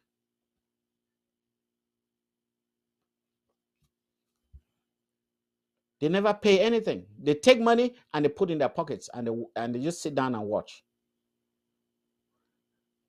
The interim government can't allow that to happen. We have to encourage free enterprise. We have to encourage small businesses. That is what grows the economy. And we'll be there to create a level playing field for everybody. Whether in terms of getting loans from the bank or getting raw materials from wherever you think you need to get them from. And we have to create a process of training people who will have a career path. You wouldn't take somebody from the Polytechnic or wherever and just make him Director General of or the Minister of Transport or Director General somewhere. Somebody who is totally clueless in management. We can't do that. We have to restructure our corporate environment. That's what the interim government is working to establish in Ambazonia. And I hope Ambazonians are listening. Thanks, Paddy. Mungwa, can you hear me? Yes, I can. Yes, I'd just like you to maybe give a thank you for that brief. I think that was a kind of closing remark from you. The last punchlines you gave there were so remarkable, and I want to enforce on some of the things you have said. Maybe I should repeat them so that our people get to. You have just brought to the limelight a very vital part of history, which is the fact that the Bamenda market was built by Frontier government from a loan, and it was paid on time. So this was an economy that was working. This was a government that was responsible, that knows how to borrow and to pay on time. Not the colonial government. The same market that is being taken and given to foreigners, given to Bamliki people, given to Ibi people, and the local people who fought for it. They don't have a place. How can we accept that? That was the product of the Frontier government. Thank you. On this note, I would like you to give your closing remark to the people, and then from there we'll come up to close the program. Maybe you just want to. Dear Ambazonians, I come to you every week to talk about other current events or what the interim government has in store for you. We are working around the clock to make sure that the Swiss-led process is a reality. And President Sako is making sure that we get to a point where we can cut off from La Republique and let them stay in whatever they have created for themselves. We have to chart a new path for our people, because that's the only way we can be a dignified people. Next month, there's going to be the so-called 20th May, and I'm here on behalf of the interim government to tell you, to let you know that that day is of no consequence to us. It has no significance politically or otherwise. And I urge you to stay at home. Stay away from this masquerade. We have a future of our own. We are going to celebrate the October 1st as our authentic day of independence. And we are going to build a better future for our children. Thank you. I will see you again next week at the same time. Goodbye. Thank you very much, Dr. Mungwa. Thank you, fellow Amazonians, ladies and gentlemen. At this point, when we're coming close, I want to take a few recap and make some few announcements. We've heard the spokesman for Ambazonia, the Federal Republic of Ambazonia, Dr. Martin Mungwa, elaboratively bringing to us historical facts and breaking into the consciences of our traditional rulers why it is necessary for us to boycott totally every colonial activity, especially the 20th May celebrations that the colonial government is planning and budgeting and scheming, enforcing and sending in soldiers, partnering with terrorist groups on the ground like the ADF to make sure that our people are disappeared, intimidating the local population so that they will go out and march. The interim government is putting together logistics to defend you. All you will need to do is to collaborate with the genuine restoration forces. Stay clear of the ADF. It is a terrorist group that behaves civilians on camera. Stay clear of them because your life is more important. The same energy you give to the gendarmes of President Paul Biya. I can tell you that after seeing the ADF unapologetically saying on camera that they'll kill our people and they'll be unapologetic, you have to stay clear of them.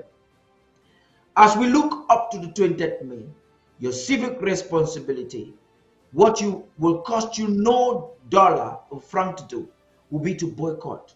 Respect the interim government. I think way ahead of time, the president announced that the 20th May will be a day that you will exclusively be at home. There will be no fly seen anywhere in the nation of Amazonia. While the restoration forces will be combating with invaders, you will have to stay safe at home. On that note, I want to tell you that tomorrow we have a very important lineup, and because of connectivity issue, we couldn't come on time, and we felt that it was important and imperative for the SOS to have this discussion, so we postponed it. Barrister Fru Johnson, Nijo, myself, and the Secretary of State for Self-Defense will be live tomorrow with the Undaunted crew to enforce on some certain discussions. We're gonna be live, I think, few minutes before 8 or at least an hour before 8 because the discussion will be elaborate. It's not going to be a discussion that you want to miss for anything in the whole wide world. You have to participate on that. And just so you don't forget, there's a town hall meeting. The agenda for this town hall most probably will be sent out tomorrow. There's a town hall meeting with the president starting 8 p.m. Amber time on Thursday.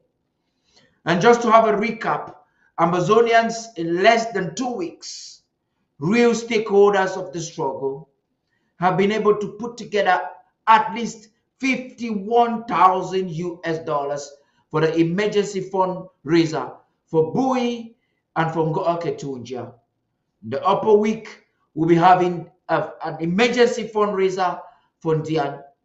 Your interim government had or has sufficient money in the treasury, but because of the litigation process ongoing, Coopers thought they were going to have an easy way, but they have met their water law and the law, and they will face the law. You have to go tell Richard Tango and his friends, his acolytes and affiliates, that this time around they have met their water law, or they will meet their water law, because they have committed a crime, not against the people, not only against the people, they have actually committed a crime against the people of the Federal Republic of Amazonia, and they have committed a crime against the nation of America. I'm talking about the United States of America. And this crime is tantamount to felony. I'm not going to give you details today, but be rest assured that the interim government is on top of the game. And right now, you hear the Coopers are silent because they knew that their crimes are currently unchecked. I'll give you details. One of these days, I'll be having an exclusive discussion. I hope to have Barrister Ghana. I hope to have a representative from the treasury or the chairperson of the board, Ma Victorine Yagni. So I'm going to be bringing them up. We will give to you details of what is happening to about 150,000 US dollars in the treasury of Amazonia, and why the interim government thinks it is imperative for the emergency fundraiser. Is this money taken away from the interim government? No. Can the Coopers spend the money? No. They do not have the competence to spend the money.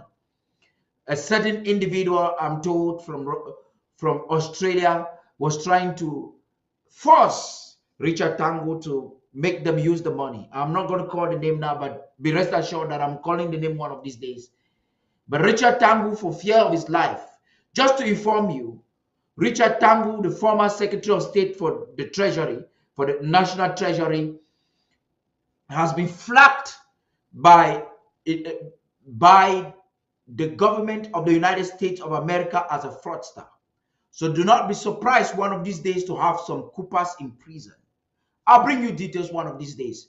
We will not keep the truth from you. Coopers have met their Waterloo, and one of these days somebody will surely be going to jail. No dollar of Amazonia will be wasted. No dollar of Amazonia will be eaten by any coup plotter. You can take this statement I've just told you today, take it to the bank. And there will be no 20th May in Amazonia. If the coup plotters have taken money from Yaoundé and have given some to Norway, and they're thinking they're going to have the 20th May organized in southern Cameroons, it will not work. The Self-Defense Secretary of State, Francis Chenye, will give you details on as to what will be done on that day in the days ahead. On that note, have a wonderful night. It's been Tapari King. Good night and bye-bye.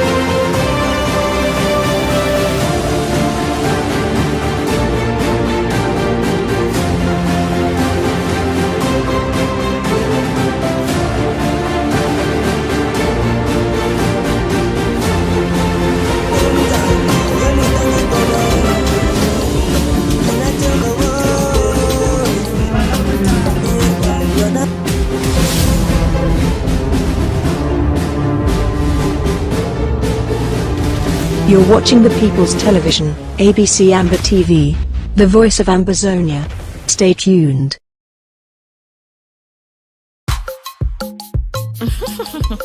Yes, entertainment. Baby, you know, thank you.